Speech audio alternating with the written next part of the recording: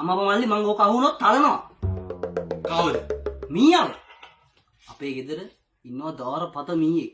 මට උත් එක මාර තරහා තියෙන පුදුම වදයක් ඌ දෙන්නේ. අද උදේ මම බලද්දිම ටීවී එකට නැගලා. මම මචං ගත්තා පුළු ගෙඩිය දෙකක් දෙන්නම් කියලා. ටීවී එක ගාවට ලං වෙද්දිම වටිනාකම වැඩිද බං ටීවී එකක් නේ බං. පස්සේ මම අපිට සද්ද නොකර හිටියා. පස්සේ මූ නැග්ග මචං ෆ්‍රිජ් එකට. මම මචං දෙන්නම්ම කියලා ගියේ. කොහෙද ෆ්‍රිජ් එක ඊට වඩා වටිනවනේ බං. මොනවා කරන්නද? ඊට පස්සේ මචං කොහමරි මේ අපේ නෝනා සෝපයකට මචං මේ පොතක් බල බල හිටියේ කොහමරි.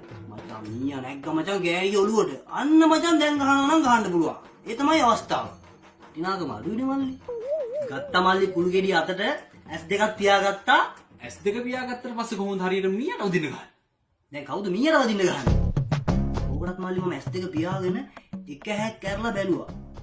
බලද්දි මීයා අතර නෑ ගියාම්කෝ.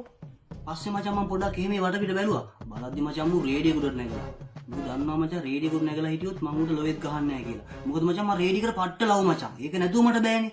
මම මචං පොඩ්ඩක් ඉවසගෙන හිටියා ඉතින් ෂේප් එකේ. මු මචං ඩාන්ස් කරනවා සීන් එක මම පුළුවන් තරම් ඉවසුවා. මොකද මම රේඩියෝකට පට්ට ලව්.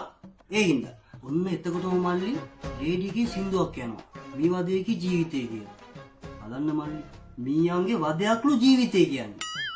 මට මල පැන්න මල්ලි මම දුන්න කුඩුවෙන්ද. මීයට වැදුනා. මීයට වැදුන්නේ නැහැ. හැබැයි මීය බය වුණා. ඊට පස්සේ මීයා දැක්කේවත් නැහැ. අනේ මේ මල්ලි.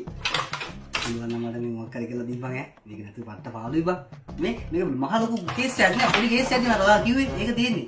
පොඩක් බලන්න. හරි? නෑ.